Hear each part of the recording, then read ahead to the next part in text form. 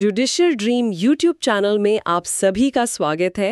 Welcome everyone. नमस्कार। हमारी Hindu law legal series में आज हम एक बहुत ही महत्वपूर्ण और अक्सर पूछे जाने वाले विषय पर गहराई से चर्चा करने वाले हैं। Divorce under the Hindu marriage act 1955। जी, यानी हिंदू विवाह अधिनियम 1955 के तहत तलाक। बिल्कुल, काफी अहम टॉपिक है ये। हाँ, और ये विषय लॉ स्टूडेंट्स के लिए फाउंडेशनल है और खासकर जुडिशरी एग्जामिनेशन की तैयारी करने वाले कैंडिडेट्स के लिए तो बेहद जरूरी है, क्योंकि इससे जुड़े सवाल अक्सर पूछे जाते हैं। बिल्कुल, मेंस में, प्रीलिम्स में, इंटरव्यू में भी। सही।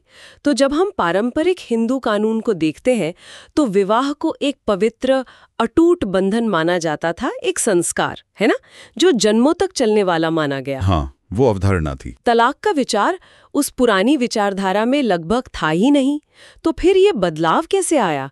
चलिए इसे खोलकर समझते हैं। कानून समय के साथ कैसे विकसित हुआ। बिल्कुल सही कहा आपने। पारंपरिक दृष्टिकोण तो यही था कि विवाह अटूट है, लेकिन देखिए जैसे जैसे समाज बदला, सामाजिक वास्तविकताएं बदली और फिर इक्वालिटी, लिबर्टी, पर्सनल ऑटोनॉमी जैसे आधुनिक मूल्यों को कानूनी मान्यता मिलने लगी। हाँ, तो वैसे ही कानून को भी बदलना पड़ा।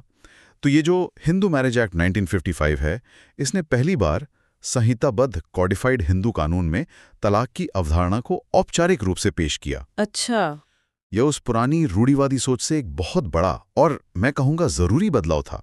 यह अधिनियम वाकई एक महत्वपूर्ण मोड़ था, जिसने विवाह की प्रकृति को कानूनी तौर पर एक नई दिशा दी। हाँ, और शायद इस बदलाव ने कानून को ये मानने की जगह दी कि भाई जब कोई शादी इतनी बुरी तरह टूट जाए कि उसे सुधारा ही ना जा सके, इरिपेरेबली ब्रोकन डाउन हो जाए, तो उसे कानूनी रूप से खत्म कर देना उस रिश्ते में फंसे लोगों को लगातार पीड़ा में बनाए रखने से ज्यादा मानवीय है।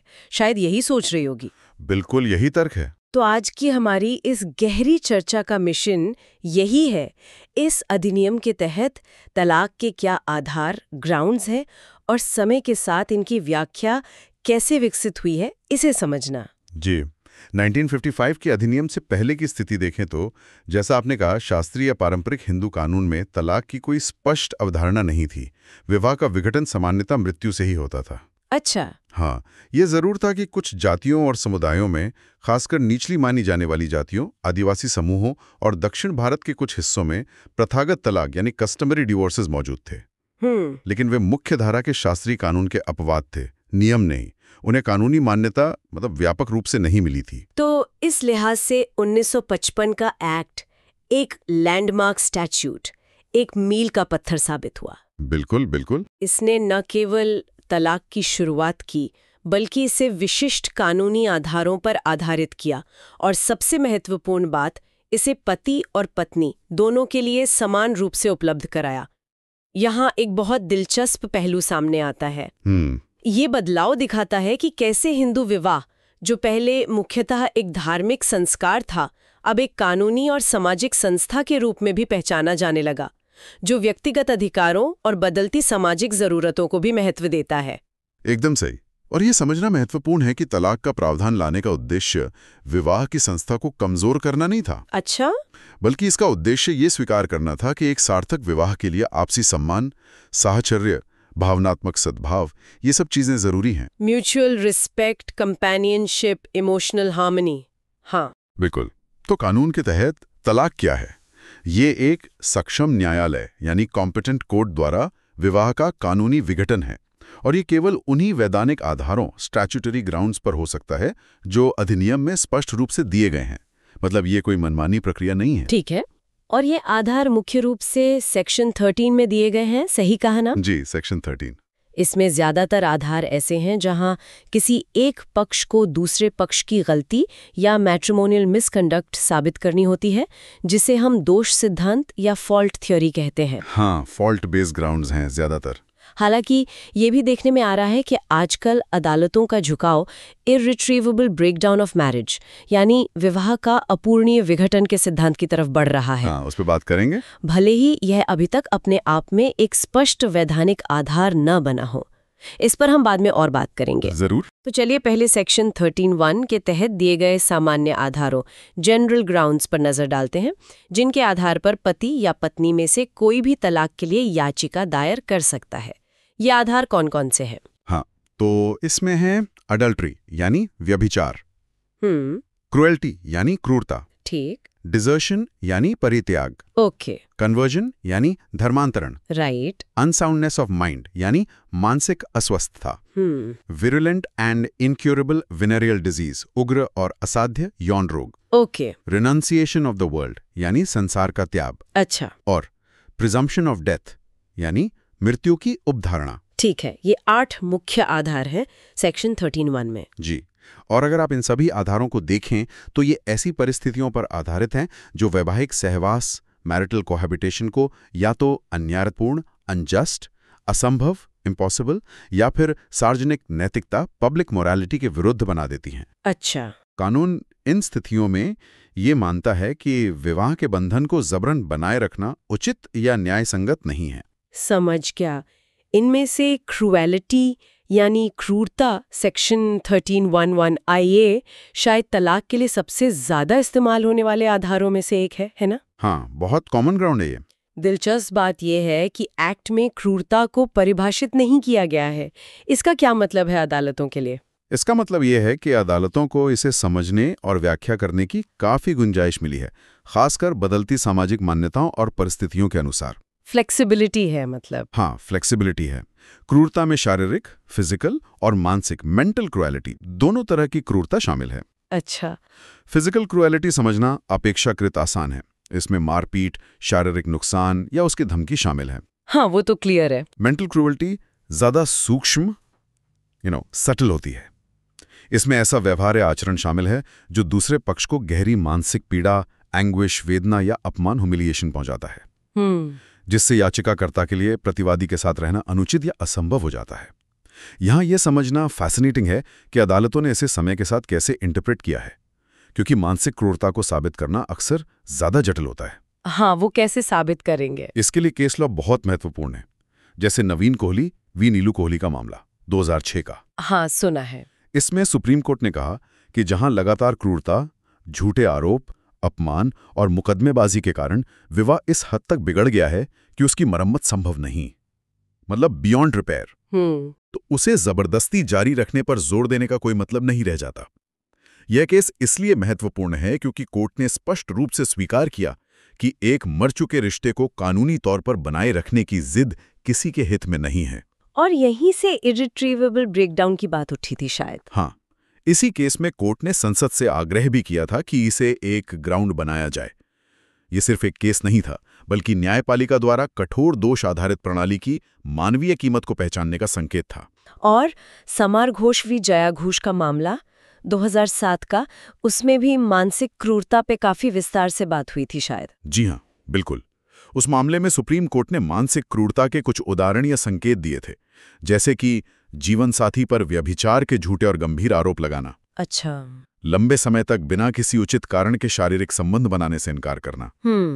लगातार अनुचित मांगे करना या आरोप लगाना, साथ रहने से इनकार करना या लगातार शक करना और अपमानित करना। ओके, ये सब मेंटल क्रूएल्टी के उदाहरण हो सकते हैं। हाँ, हो सकते हैं। और अदालत ने यह भी स्पष्ट किया कि क्रूरता का निर्धारण किसी एक घटना से नहीं, बल्कि समग्र परिस्थितियों, टोटलिटी ऑफ सर्कमस्टेंसेस और व्यवहार के पैटर्न को देखकर किया जाना चाहिए। पैटर्न देखना जरूरी है। हाँ, हो सकता है कोई एक घटना अपने आप में क्रूरता ना लगे, लेकिन वैसी घटनाओं की एक श्रृंखला मिलकर मानसिक क्रूरता का रूप ले सकती है। ठीक है। ए जयचंद्रा वी एनलकॉर 2005 में भी अदालत ने कहा था कि क्रूरता का स्तर ऐसा होना चाहिए कि याचिकाकर्ता के मन में एक उचित आशंका, रीजनेबल एप्रीहेंशन पैदा हो जाए कि प्रतिवादी के साथ रहना उसके लिए हानिकारक या नुकसानदेह होगा। सही, मतलब रोजमर्रा की छोटी मोटी नोक-झोंक या सामान्य टूट-फूट क्रूरता नहीं मानी जाएगी। वो नहीं। और वी डी भगत 1994। हाँ, उसने भी इस बात पर जोर दिया था कि मानसिक क्रूरता में अपमानजनक भाषा का प्रयोग, सार्वजनिक रूप से बेइज्जत करना या ऐसा व्यवहार करना जिससे दूसरे के आत्मसम्मान यानी सेल्फ रिस्पेक्ट को गहरी ठेस पहुंचे, शामिल हो सकता है। तो संक्षेप में कहें तो क्रूरता एक व्यापक अवधारणा है जिसमें शारीरिक और मानसिक दोनों तरह के कार्य शामिल हैं। ये जानबूझकर इंटेंशनल भी हो सकते हैं और लापरवाही, रेकलेस डिस्कार्ड से भी किए जा सकते हैं। इसमें न केवल कुछ करना एक्ट्स बल्कि कुछ न करना ओमिशंस भी शामिल हो सकता है, अगर उससे सहवास असहनीय बन जाए। मतलब काफी वाइड इंटरप्रिटेशन है। हाँ, अदालतें अब किसी कठोर या संकीर्ण परिभाषा में बंधने के बजाय एक मानवीय और प्रासंगिक दृष्टिकोण ह्यूमेन एंड कॉन्टेक्चुअल अप्रोच अपना रही हैं और भावनात्मक शोषण, इमोशनल अब्यूज और मनोवैज्ञानिक आघात, साइकोलॉजिकल ट्रॉमा को भी गंभीरता से ले रही हैं। ठीक है, अगला महत्वपूर्ण आधार है डिजर्शन यानी परित्याग, सेक्शन 13(1) IB। इसका सामान्य मतलब तो यही लगता है कि एक साथी दूसरे को छोड़कर चला गया। क्या ये इतना सीधा है? इसमें दो मुख्य तत्व हैं जिनका एक साथ होना जरूरी है। अच्छा, क्या है वो? पहला है फैक्टम ऑफ सेपरेशन, यानी वास्तविक भौतिक अलगाव, एक्चुअल फिजिकल सेपरेशन। दोनों का अलग अलग रहना। ठीक। और दूसरा है एनिमस डिजरेंडी। यह एक लैटिन टर्म है जिसका मतलब है स्थायी रूप से छोड़ने का इरादा, इंटेंशन टू अबैंडन परमानेंटली। ये मानसिक तत्व है। एनिमस डिजरेंडी इरादा। हाँ, सिर्फ अलग रहना परित्याग नहीं है अगर स्थायी रूप से रिश्ता खत्म करने का इरादा ना हो। बिपिन चंद्र जयसिंह भाई शाह वी प्रभावती 1957 केस में सुप्रीम कोर्ट ने इसे बहुत अच्छे से समझाया था। क्या कहा था कोर्ट ने? कोर्ट ने कहा कि परित्याग सिर्फ भौतिक रूप से अलग होना, फिजिकल सेपरेशन नहीं है, बल्कि यह मन की एक स्थिति, स्टेट ऑफ माइंड है, यानी वैवाहिक संबंध को हमेशा के लिए त्यागने का इरादा। अच्छा। उदाहरण के लिए, अगर कोई नौकरी, पढ़ाई या स्वास्थ्य कारणों से अस्थायी रूप से अपने साथी से दूर रह रहा है, तो उसे तब तक परित्याग नहीं माना जाएगा जब तक कि उसका इरादा स्थायी रूप से संबंध तोड़ने का ना बन जाए। ठीक है। और लक्ष्मण उत्तमचंद किरपानी वर्सेस मीमा 1964? इसमें क्या पॉइंट था? इसमें अदालत ने यह भी स्पष्ट किया कि यह परित्याग तलाक की याचिका दायर करने से ठीक पहले कम से कम 2 साल की निरंतर अवधि, कंटिन्यूअस पीरियड तक जारी रहना चाहिए। 2 साल लगातार? हाँ, लगातार। बीच में अगर वे वापस साथ रहने लगते हैं तो ये अवधि टूट जाती है और सबूत का भार, बर्डन ऑफ प्रूफ, याचिकाकर्ता पर होता है।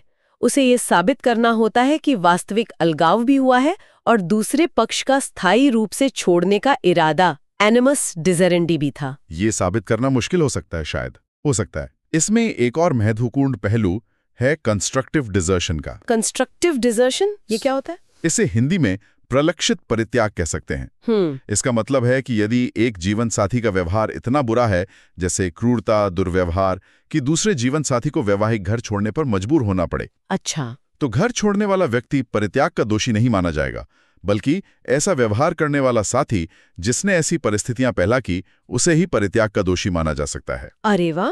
तो जिसने घर छोड़ा जरूरी नहीं कि वही दोषी हो। बिल्कुल नहीं। तो परित्याग के लिए भौतिक अलगाव, मानसिक इरादा और ये सब बिना किसी उचित कारण, रीजनेबल कॉज या दूसरे पक्ष की सहमति, कंसेंट के होना चाहिए।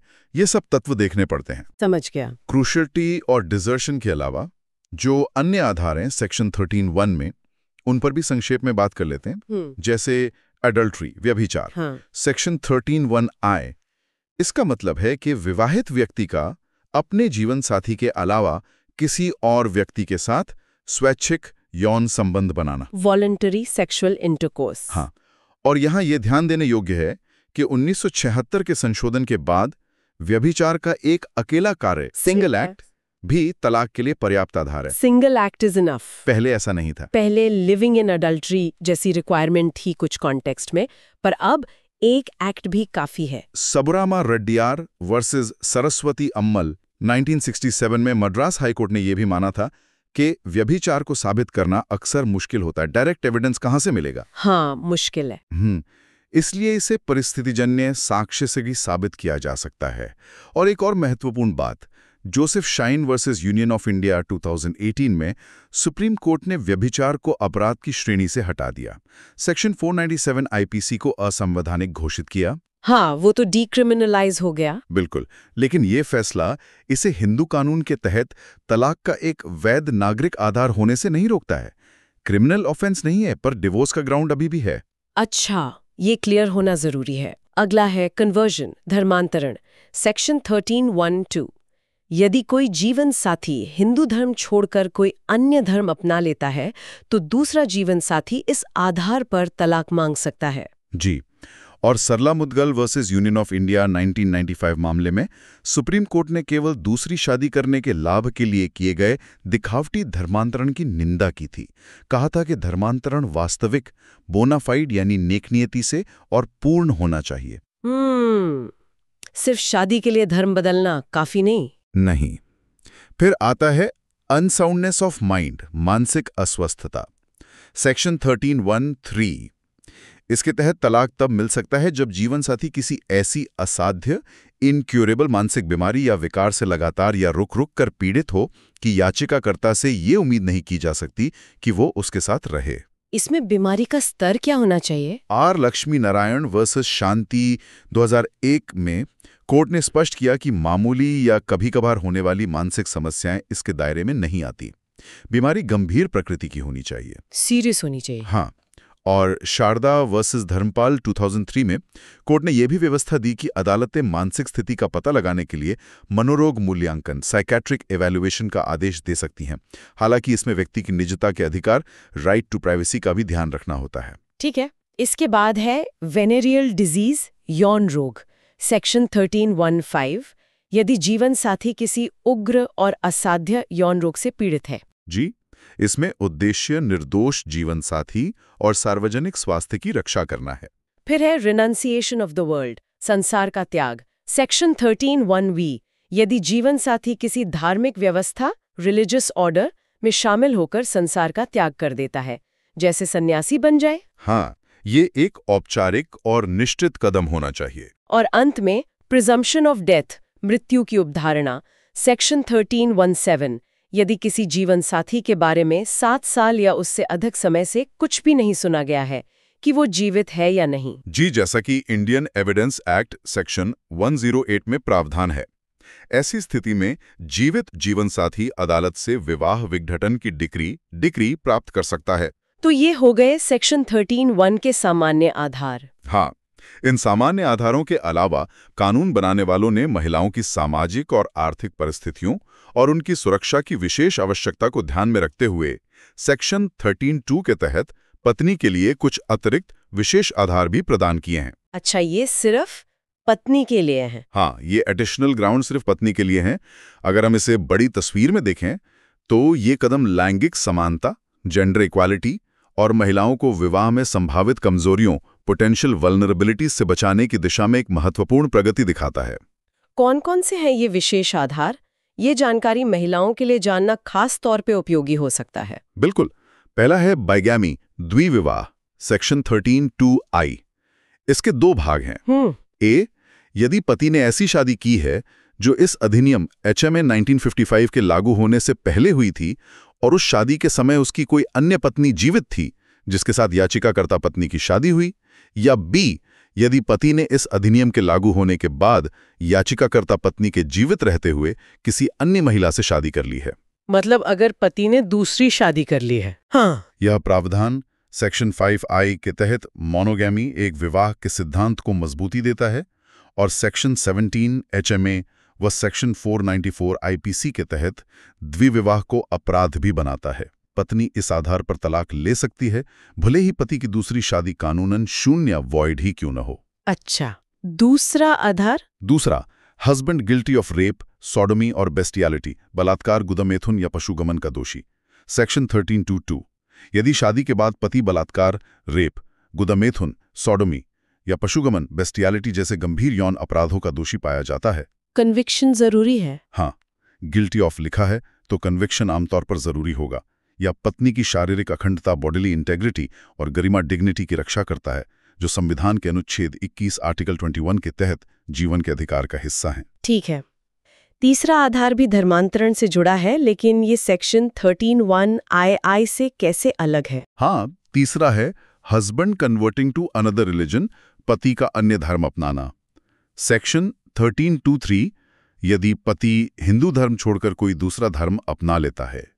ये सेक्शन 13(1)(ii) से इस मायने में अलग है कि 13(1)(ii) के तहत कोई भी पक्ष, पति या पत्नी, दूसरे के धर्मांतरण पर तलाक मांग सकता है।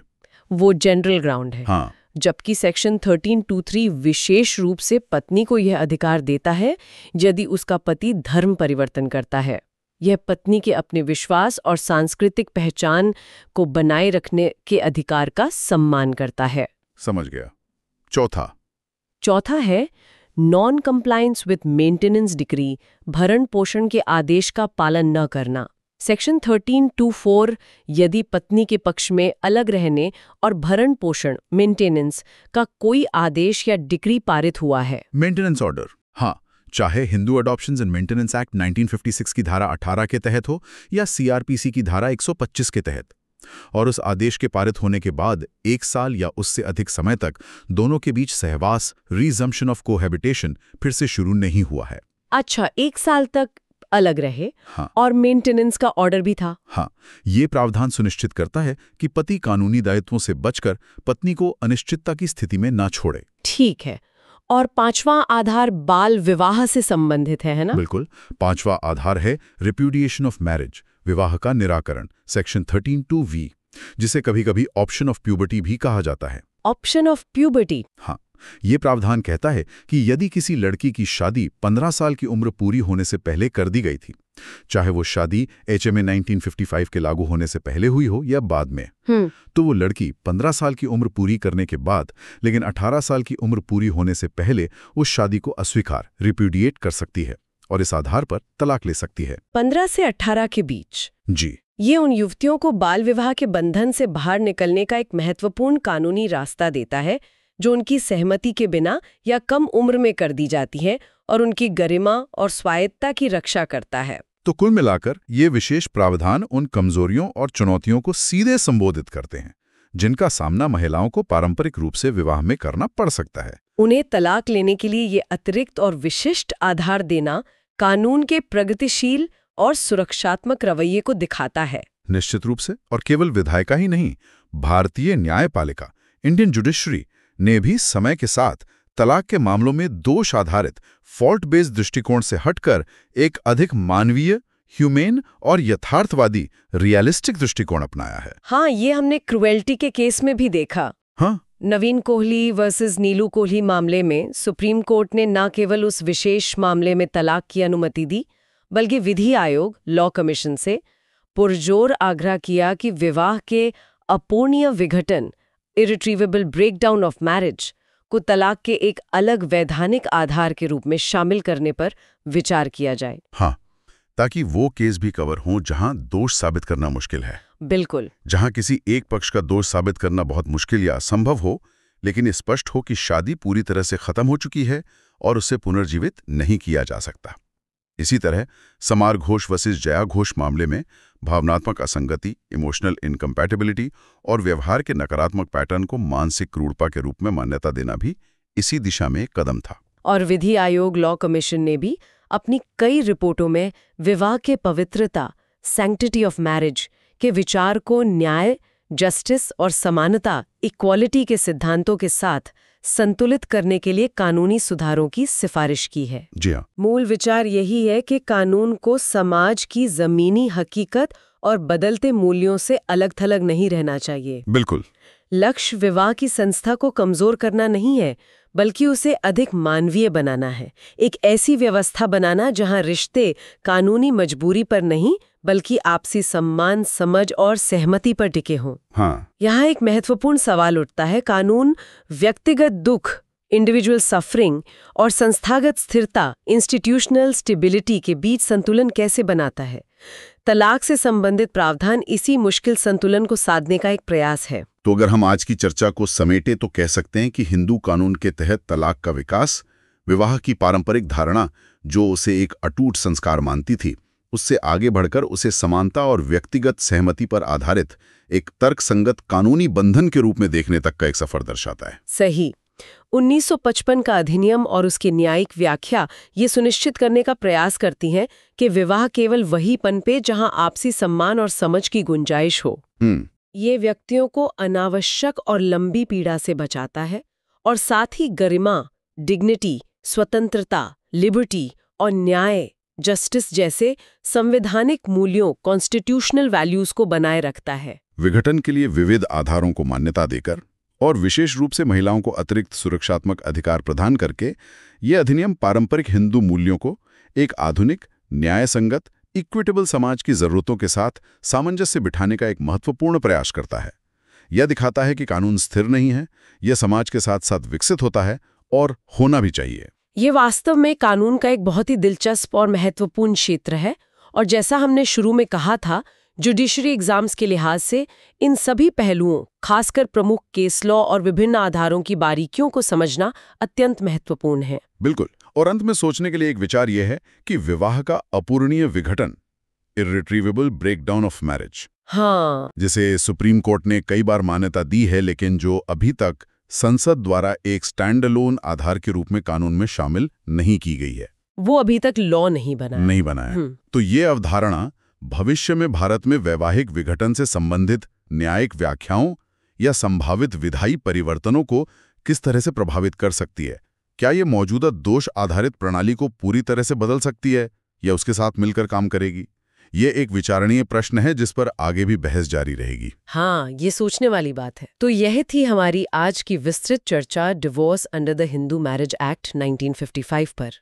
उम्मीद है आपको ये जानकारी उपयोगी लगी होगी, खासकर अगर आप लॉ स्टूडेंट हैं या जुडिशरी एग्जामिनेशन की तैयारी कर रहे हैं। उम्मीद है। अगर आपको ये वीडियो पसंद आया और जानकारी महत्वपूर्ण लगी तो प्लीज़ इसे लाइक करें और जुडिशल ड्रीम यूट्यूब चैनल को सब्सक्राइब करना ना भूलें, ताकि आप हमारी हिंदू लॉ लीगल सीरीज और अन्य महत्वपूर्ण कानूनी विषयों पर आने वाले वीडियोज से अपडेटेड रहें। जी, जरूर सब्सक्राइब करें। और हाँ, इस विषय पर मॉडल आंसर्स और अन्य स्टडी मटेरियल और अपडेट्स के लिए आप हमारा टेलीग्राम चैनल भी ज्वाइन कर सकते हैं। उसका लिंक नीचे डिस्क्रिप्शन में दिया गया है। हाँ, वो बहुत उपयोगी रहेगा। देखने के लिए धन्यवाद। अगली बार फिर मिलेंगे एक नए कानूनी विषय के साथ। Thank you. धन्यवाद।